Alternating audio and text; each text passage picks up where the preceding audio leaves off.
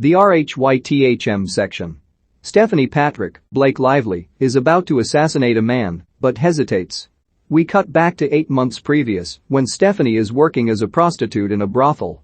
She is visited by Proctor, a journalist, who has come in the guise of a John. He reveals himself to her, letting her know that he knows her identity. Her family, her parents and siblings, died in the explosion of a transatlantic flight. The wealthy father of one of the victims of the plane explosion has hired him to investigate, and he has found evidence that proves that it was not an accident, as widely thought, but an act of terrorism. After asking for a cigarette, Stephanie leaves the room. A burly man busts in soon after and roughs up Proctor before throwing him out. Stephanie uses drugs to blot out memories of family. Eventually, she takes a card that Proctor left behind before he was thrown out, and she runs away from the brothel. She calls him, and he picks her up. At Proctor's place, Stephanie finds a room filled with Proctor's research into the explosion, including a wall full of photographs of the passengers. Pictures of her family are up on the wall, as is the picture of a man who took her spot on the plane when she decided not to go along on the trip. Proctor tells her that the man had a wife and children. He tells her some of what he's learned. A young man named Raza built the bomb that destroyed the plane, and he is now a university student in London. Proctor believes that the intelligence services know about him, but for some reason, they are letting him roam free, perhaps due to a fear that arresting him might threaten an investigation into a larger network.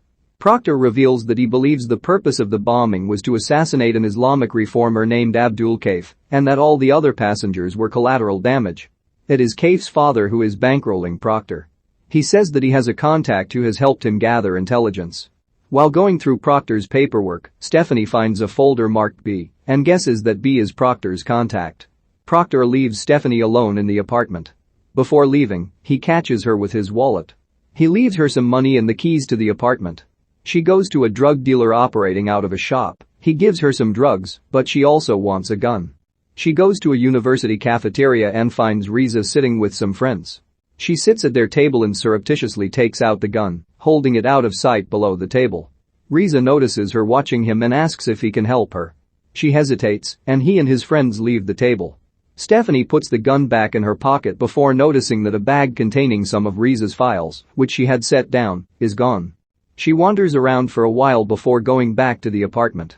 The place has been ransacked, and Proctor is dead. Not knowing what to do, Stephanie decides to track down B. Stephanie gets to B's place, a cabin in the middle of nowhere.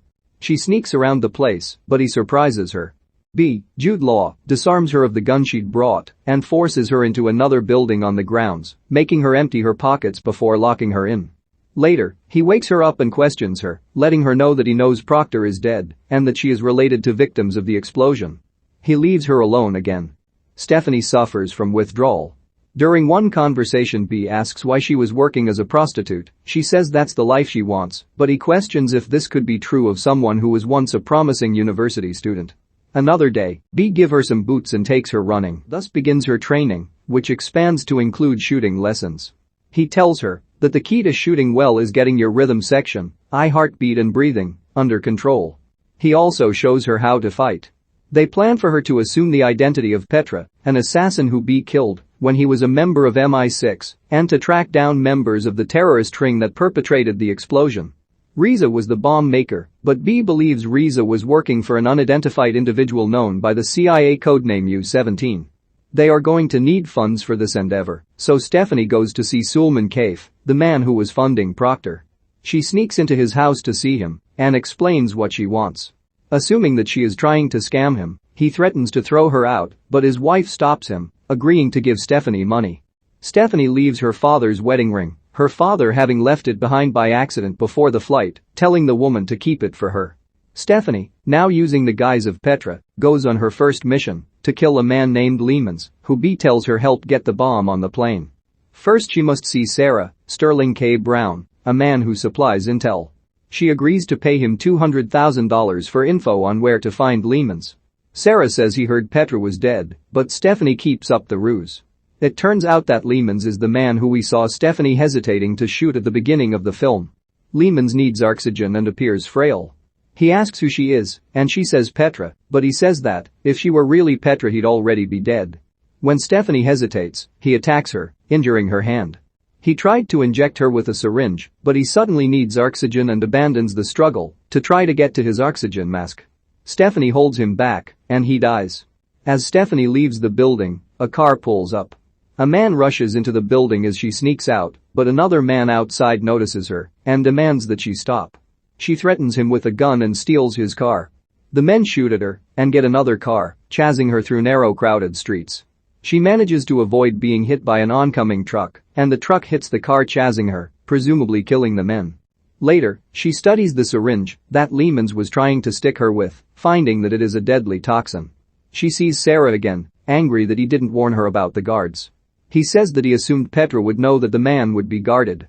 He tells her that a client wants a New York businessman named Giler killed. She tells him she'll think about it.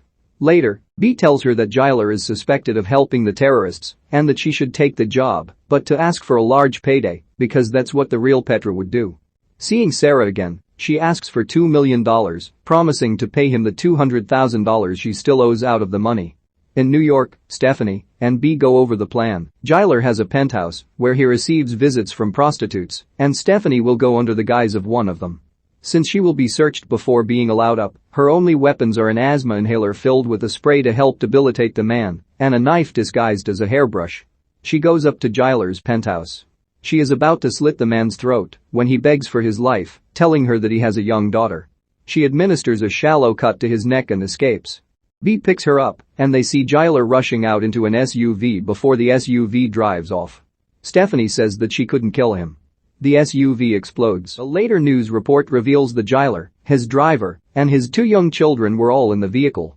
It is revealed that B placed an explosive device on the vehicle as a backup plan in case Stephanie failed her mission, but he insists that he didn't know that kids would be in the car. It is also revealed that B was pushed out of MI6 after killing the real Petra against the CIA's wishes. The CIA had hired her to track down and kill the mysterious U-17, but B killed her because she'd assassinated his wife, who was also an MI6 agent. Stephanie realizes that if B had not killed Petra, she would have assassinated U-17, and the plane bombing would not have happened. Angry at everything, she leaves him. She goes back to Sarah. He reveals that he used to work for the CIA, but left after he was asked to do things that bothered him. He got into his new line of work because he needed to, but it's just something he does now. Sarah learns the identity of U-17. It's Raza, the bomb maker, who everyone thought only worked for U-17. There is another terrorist act being planned, the bombing of an anti-terror march, and Stephanie has to stop it. Stephanie finds Raza's place. She sees him strapping a vest to a young woman. She hides in the apartment, gun in hand, preparing to make her move when another man enters the apartment. When the new man sees her, she shoots him. Raza and the woman escape after he and Stephanie exchange gunfire. She chases them onto a bus. Raza tries to get off the bus, but Stephanie stops him. He warns that if he dies, a bomb will go off, killing everyone. She takes hold of him and yells for everyone to get off the bus because there's a bomb. As people struggle to get off, the young woman with the vest pushes the button to detonate the bomb, but it fails to explode. Stephanie shoots the woman, wounding her. Raza struggles with Stephanie, attempting to stab her. She manages to get the knife and stab him on the leg. The woman with the vest realizes that the bomb is on a timer, meaning Raza lied to her by leading her to believe she had control over when it would go off. The woman yells that Raza is a coward and holds him back as he tries to prevent Stephanie from fleeing the bus.